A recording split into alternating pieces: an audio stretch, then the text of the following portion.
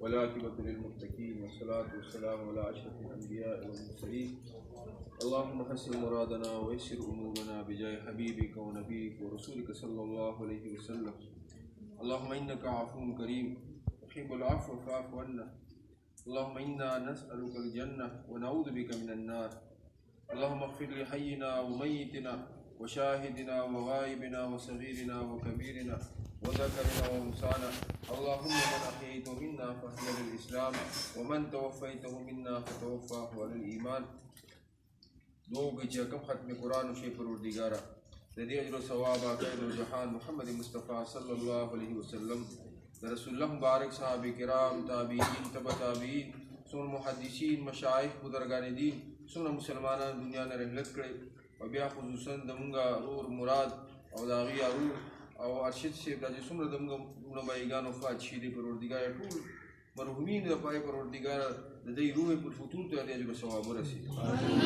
پروردګار قبول د جنت د باغچونه باغچو ګرځي. آمین. پروردګار چې څومره اعمال صالحې کړي په خپل در کې قبول او منظور وګرځي.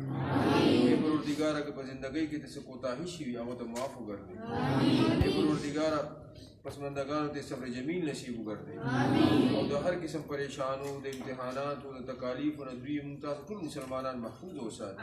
آمین. پروردګار چې څومره ظالمانو ظلم کړی او د مرحومینو سره پروردګار هغوی ته عبرتناکه سزا ورکړي. آمین. پروردګار خپل مابین کې شکر و شکر وګرځي. د اداره د پروردګار صحیح معنو کې دا دي کې موږ د بهترین انداز سره کار واخلي. پروردګار زموږ د بچیان بهترین د مستقبل مهمانان وګرځي. پروردګار دې نه دین دنیا کارونه واخلي. خپل والدینو د سترګو یخوالی وګرځي.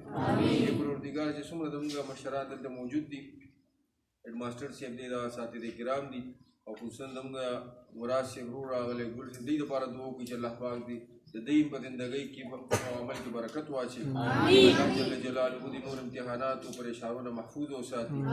الله تبارک وتعالی دې دې غیبي مدد وکړي او چې څومره د دې ضروريات دي الله جل جلاله د غیبي خزانو پوره وګرځي او چې څومره لونو بایګانو په دې خیر خیرات کې حصہ اخیستل دا جاني مالی او یا څومره ختم قرآن کې حصہ اخیستې پروردګاره دا ټول په خپل در کې قبول او منظور وګرځي او د دې اجر او ثواب ټول مرحومینو ته پروردګاره ورسي.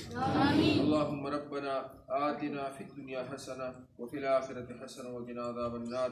اللهم أرنا الحق حقا وارزقنا اتباعه وأرنا الباطل باطلا وارزقنا اجتنابه. وصلى الله تعالى على خير خلقه ونور عرشه محمد وآله وصحبه أجمعين برحمتك يا أرحم الراحمين. اللهم اغفرهم وارحمهم ولا تعذبهم وسكنهم في الجنة بحق لا إله إلا الله.